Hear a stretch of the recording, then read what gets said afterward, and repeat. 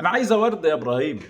العلاقه بين ابراهيم نور الدين والزمالك علاقه عشق، علاقه حب، ما بيفضحهاش الا ضربات الجزاء، ما بيفضحهاش الا الحب والحنين ساعه ما يكون الزمالك محصور في الدوري، ساعه ما يكون الزمالك خلاص هيخش منطقه الهبوط، يطلع ابراهيم نور الدين ويورينا علاقه الزنا الرياضي.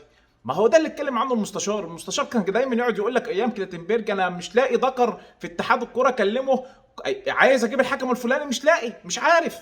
فامبارح العلاقه دي اتفضحت عن طريق ابراهيم نور الدين. الزمالك بيعاني من المركز السادس طبعا، لكن مين اللي هيجي يساعده؟ هو تعيين ابراهيم نور الدين. انت امبارح ساعه ما شفت ابراهيم نور الدين وهو هيحكم مباراه الزمالك، خلاص يا جماعه الطبخه اشتغلت، الرز استوى خلاص. فامبارح اللي احنا شفناه ان الزمالك كان محتاج ورد. ابراهيم نور الدين اول دقيقه سموحه ليه ضربه جزاء واضحه وضوح الشمس، واضحه وضوح الشمس، ابراهيم نور الدين ولا هنا.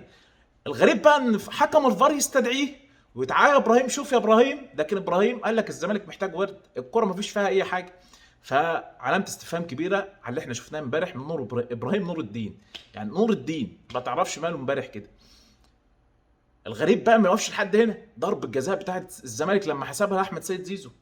يا جماعه ده احمد سيد زيزو ما طلبهاش، احمد سيد زيزو ما يعني العاده والمعروف عند الزمالك لما بيجي له اي ضربه جزاء اما تكون واضحه لعيبه بتجري على الحكم بيسيب الكوره، لكن احمد سيد زيزو اصلا ما طلبهاش امبارح. حتى لما اتحسبت الراجل يعني تحس كده ان هو ايه، حاسس انها حرام كده يعني بقى، بس هم متعودين. لكن حكم الفار بيستدعي ابراهيم نور الدين يقول له تعالى يا ابراهيم شوفها يا ابراهيم، تعالى يا ابراهيم بلاش ورد كتير يا ابراهيم. لكن ابراهيم نور الدين يروح كانه لا ارى لا اسمع لا اتكلم، ويروح يحسب ضربه جزاء غير صحيحه على محمد مغربي اللي هو ابن الاهلي المعار لسموحه، ويحسب له مين؟ ده يحسب لسموحه ضرب عليه ضربه جزاء. بس ما يكتفيش ان هو ما يحسب لهمش هناك ضربه جزاء وفيها كارت، وهنا بيحسب للزمالك ضربه جزاء بدون اي تردد، بدون حتى اي خجل. اللي احنا شفناه امبارح ده حقبه ما بعد كلاتنبرج. اللي احنا شفناه ايام كلاتنبرج حاجه، واللي احنا هنشوفه بعد كلاتنبرج حاجه تانية خالص. ده حماده وده حماده تاني زي ما بنقول يعني. ف كلاتنبرج كنا شفنا تطور كبير جدا في اداء الحكام من ناحيه مفيش احتواء، ضغط الاحتواء بدات امبارح. الزمالك احتووه امبارح خلاص بقى من المركز السادس للمركز الرابع. ما هو مين اللي هيقوم الزمالك يا جماعه؟ الزمالك مزنوق، الزمالك قلنا محتاج حد يديله ورد، فابراهيم نور الدين جاله امبارح ونقظه.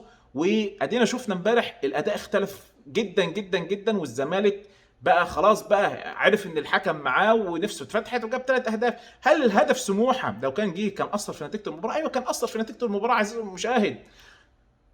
اسوان جاب جون اول 4 دقائق كسب الزمالك. فاركو جاب جون اول 6 دقائق كسب الزمالك. غزل المحله جاب جون برضه في الدقيقه الرابعه وكسبوا الزمالك. وكسب كل الفرق دي كسبت الزمالك بنتيجه كبيره. امبارح الزمالك لو كان جه ضربه جزاء لسموحه اول يعني اول دقيقه، سموحه كان خلاص بقى الهاني سليمان اشتغل والوقت الضايع اشتغل ومش عارف النوم كان اشتغل في النوم في العسل امبارح كان هيبقى في الزمالك يعني. لكن معنى عام الزمالك امبارح اتجامل. شفنا بقى خلاص باقة الاحتواء بتاعت ابراهيم نور الدين ولجنه التحكيم المصريه اللي خلاص بقى هيبقى فيه حقبه جديده من الاحتواء. مين اللي هيحتوي الزمالك؟ التحكيم المصري.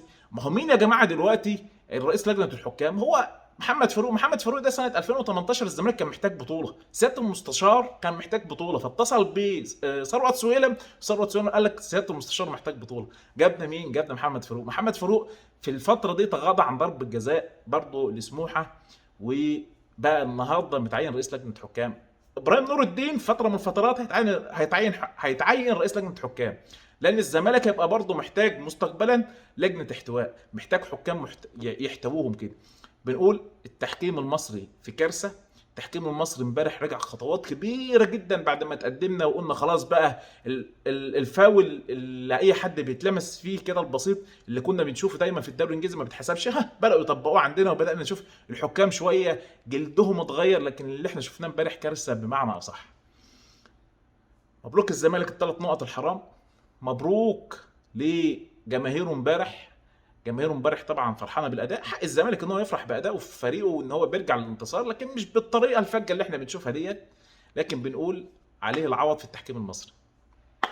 طبعا احنا كاهلاويه عمرنا ما هنسكت على ان اللجنه دي تفضل مكمله، سواء توفيق السيد او محمد فاروق او ابو العلا.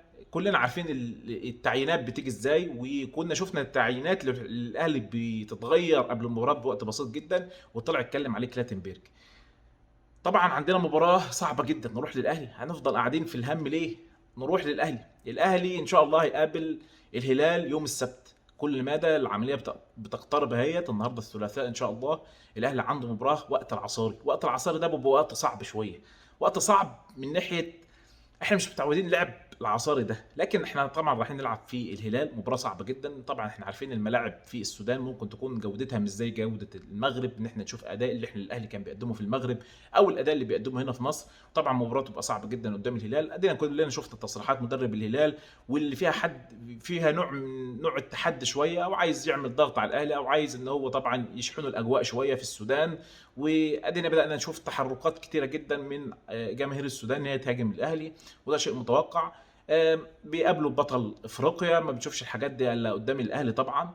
رغم ان احنا اشقاء يعني. ما تعرفش يا اخي احنا اشقاء في ايه بالظبط، ما تعرفش الدنيا ماشيه ازاي في حته الاشقاء دي. فمباراه صعبه جدا. ان شاء الله الاهلي باذن الله باذن الله ينتصر. هنواجه طبعا الجو على ارضيه ملعب سيئه، على التحكيم الافريقي بقى، عوده للتحكيم الافريقي، عوده للتحكيم الافريقي. فالاهلي هيواجه كل الظروف الصعبه، واحنا قدام اختبار صعب جدا. مباراه هتبقى صعبه. ان شاء الله الاهلي يحقق انتصاره الاول. مش معنى كده ان احنا نعطي اعذار للعيبه، لا، اللعيبه عندها يعني عايزه تقدم لنا احنا طبعا زي ما بيقولوا كده.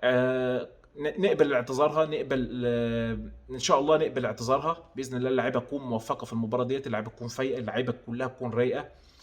ولما لا، عايزين نشوف وجوه جديده، نشوف احمد القندوسي، نشوف مروان عطيه بيلعب، نشوف لعيبه كتير جدا. طبعا عندنا فتره هي ان شاء الله اللعيبه تكون استشفت فيها بطريقه كويسه جدا، ان هي تقدر تخش المباراه ديت بطريقه كويسه.